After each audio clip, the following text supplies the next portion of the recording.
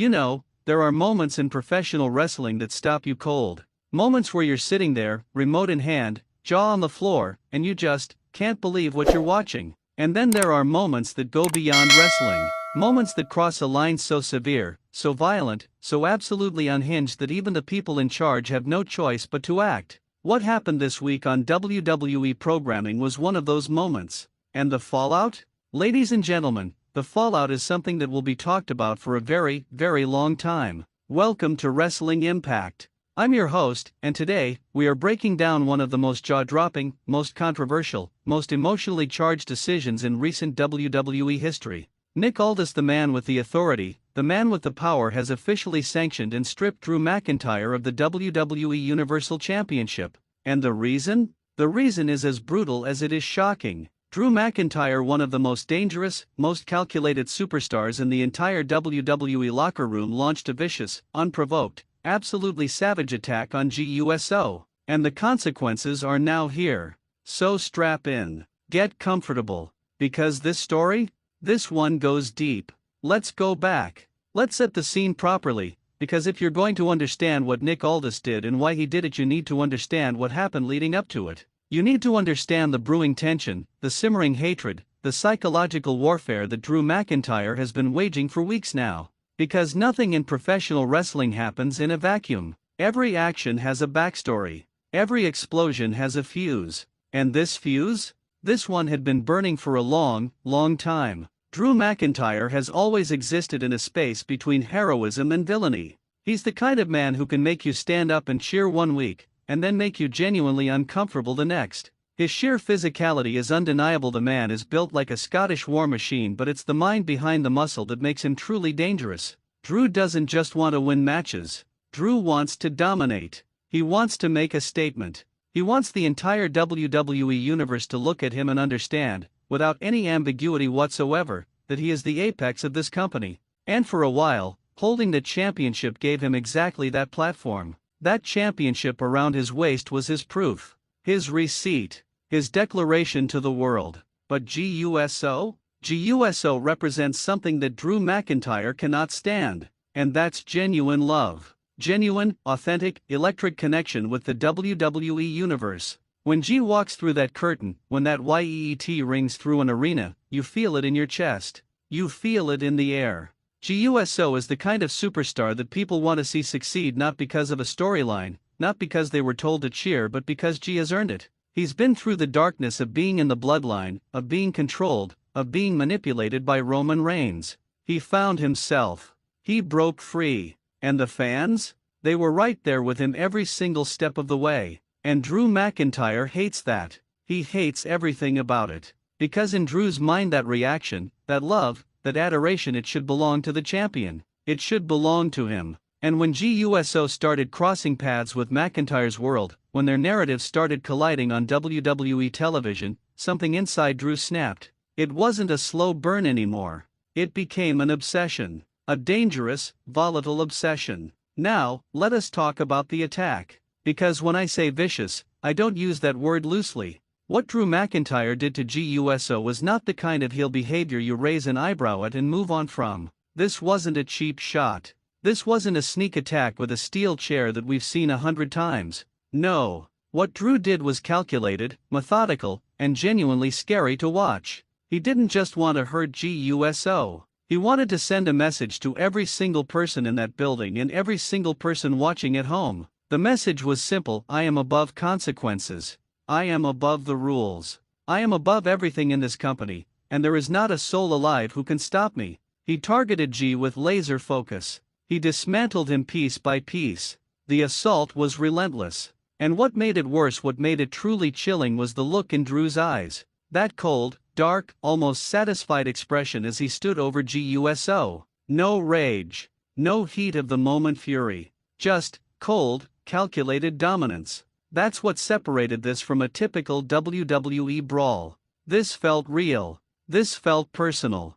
This felt like something that had gone far beyond the boundaries of professional competition. Imagine being in that arena. You're sitting there watching, and the energy shifts. It's not the fun kind of chaos that wrestling delivers on its best nights. It's the kind of silence that falls over a crowd when they genuinely don't know what they're watching. when they're not sure if what they're seeing is still a show or something that's gone completely off the rails. Fans at ringside were on their feet not in excitement, but in disbelief. Children in the front row were looking up at their parents, confused, scared, and the WWE officials who rushed out? Even they looked rattled. GUSO was helped to the back. And the images, the footage of that attack had spread everywhere within minutes. Social media exploded. Every wrestling fan, every commentator, every analyst was talking about one thing and one thing only: what happens next? What does WWE do? What does authority do? Because if this goes unpunished, then what does that say about the state of this company? Now, if you're not fully up to speed on Nick Aldis and his current role within WWE, let me paint you the picture. This is a man who carries himself with an air of authority that very few people in that building can match. He's been on the other side of the rope. He knows what it's like to be a champion. He knows what it's like to be at the top of this industry. And now, in a position of institutional power, Nick Aldis brings something that is honestly rare in WWE storylines: a sense of genuine gravitas. When Nick Aldis speaks, it doesn't feel scripted. It feels like a verdict being handed down from someone who actually understands the weight of the moment. And when Nick Aldis walked out, when he stood in that ring with the microphone in his hand and that measured, deliberate energy surrounding him, you knew this wasn't going to be a slap on the wrist. You knew this wasn't going to be a fine or a suspension or a strongly worded warning. The look on his face told you everything before he said a single word. This was reckoning. This was consequence. This was WWE saying, nobody, not your history, not your championship reign, not your name, not your intimidation, nobody is above the rules of this company. Nick Aldis laid out the case with surgical precision. He acknowledged the history. He acknowledged Drew McIntyre's accomplishments.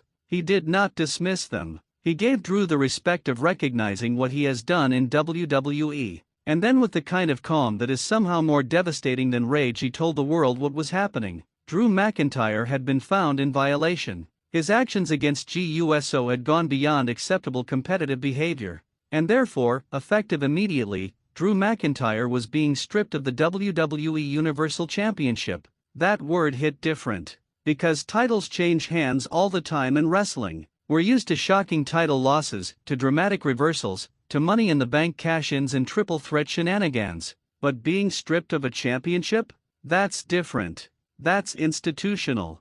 That's WWE saying your reign, the reign you bled for, the reign you believe defines you, is being taken not in combat, not by a better man on a better night, but by the system itself. And for a man like Drew McIntyre, who built his entire identity around being a fighting champion, around being the kind of man who takes what he wants through force and will ensure physical dominance, having that stripped from him by a suit and a microphone, that might actually be more painful than any loss in a match. The crowd in that arena went absolutely nuclear. You had people cheering for justice, cheering for GUSO, cheering for the idea that there are still consequences in this world. And you had people booing, not necessarily defending Drew, but booing out of sheer shock. Because even if Drew deserved this, even if every rational part of your brain tells you this was the right call, there is something viscerally unsatisfying about a championship being decided by executive decision rather than competition. Wrestling fans are complicated like that. We want justice, but we also want it settled in the ring. And that's the conversation that broke out everywhere online within minutes.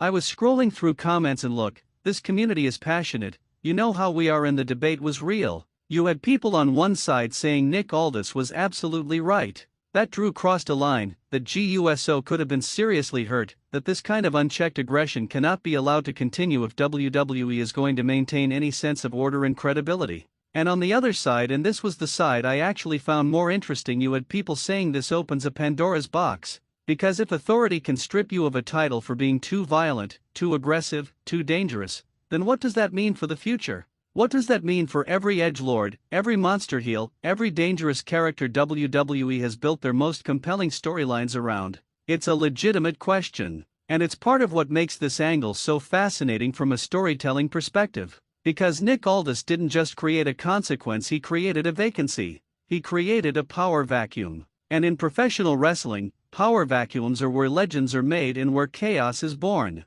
So now the question on everybody's mind, and this is where it gets genuinely exciting, where the speculation starts flying, where Wrestling Impact gets to have a little fun: who steps up? Who fills that vacancy? Because that WWE Universal Championship doesn't just sit in a vault somewhere collecting dust. That title is a living, breathing symbol of excellence in this company. And the moment it became vacant, every single superstar in that locker room started doing the math.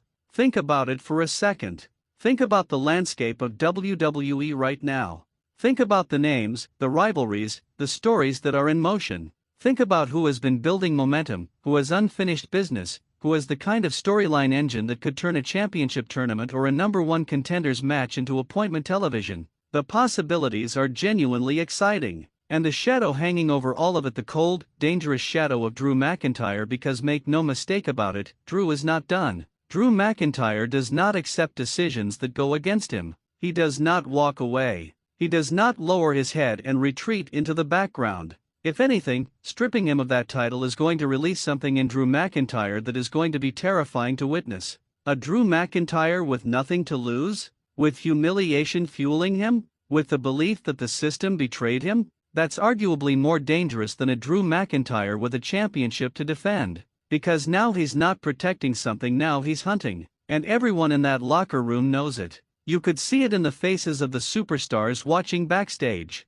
That nervous energy. That quiet calculation. Because they all know what Drew is capable of when he's at his best. And they're about to find out what he's capable of when he's been backed into a corner. And then there's GUSO. Let's not forget that in all of this institutional drama, in all of this championship politics and authority decisions, there is a human being at the center of the story. A man who was attacked. A man who showed up to work, who went out there and gave everything he had to the WWE Universe, and was made to pay for the crime of being beloved. GUSO didn't ask for this war. He didn't come looking for Drew McIntyre. But it found him. And the question now becomes, when G heals, when G is ready, when that music hits and that arena ignites, what does GUSO do with the righteous fire of everything that's happened? Because here's the thing about GUSO that makes him one of the most compelling figures in wrestling right now. He doesn't just react to his circumstances, he transforms them. He takes the pain, he takes the adversity, he takes the disrespect, and he channels it into something that the entire WWE Universe can feel. And if when GUSO gets his hands on Drew McIntyre in that ring under legitimate, sanctioned, championship-level conditions, that match is going to be an absolute explosion. The storytelling, the emotional weight, the crowd response, everything about it has the potential to be something special. That is the match that writes itself. That is the match that keeps you up at night in anticipation. And the groundwork being laid right now, through this stripping, through this institutional decision, through the drama of Nick Aldis stepping in, all of it is fuel for that fire. You know, I've been covering professional wrestling for a long time. And one of the things I love most about this art form, and yes, I will always call it an art form, is its ability to blend real human emotion with theatrical storytelling in a way that no other entertainment medium can quite replicate. When WWE is firing on all cylinders, when the characters are compelling, when the stakes feel real, when the decisions have weight, it transcends the notion of fake fighting that casual observers like to throw at us. It becomes something genuinely powerful. And what we witnessed this week, Drew McIntyre's vicious attack on GUSO, Nick Aldis stepping in and stripping that championship, the entire WWE Universe grappling with the fallout. This is WWE at that level. This is storytelling that matters. This is why we tune in every week. This is why we debate and speculate and feel things deeply about grown adults in tights fighting over a big leather belt. Because when it's done right, it's not about the belt. It's never really about the belt. It's about identity, and pride, and consequence, and the universal human experience of fighting for something that means everything to you. Drew McIntyre is fighting for his legacy. GUSO is fighting for his dignity. And Nick Aldis is fighting for the integrity of an institution. And we, the WWE Universe, get to watch it all unfold. That is the story, folks. That is where we are. And if you're not locked in right now, if you're not on the edge of your seat waiting to see where this goes next, then I honestly don't know what to tell you. Because this is it. This is the good stuff. This is why Wrestling Impact exists. To break it down, to dig into it, to feel every single layer of it with you. If you enjoyed this video, do me a favor, hit that like button right now. Not because the algorithm told you to, but because you actually felt something watching this. Because this story deserved that kind of energy. Drop your thoughts in the comments below. Who do you think should be the next WWE Universal Champion? How does Drew McIntyre respond to being stripped? Can GUSO get his moment of justice? I want to read every single one of those comments. And if you're not already subscribed to Wrestling Impact, what are you doing? Hit that subscribe button, ring that notification bell, and never miss a single moment of the coverage, the analysis, the passion that we bring to this channel every single time. This is Wrestling Impact. We'll see you in the next one.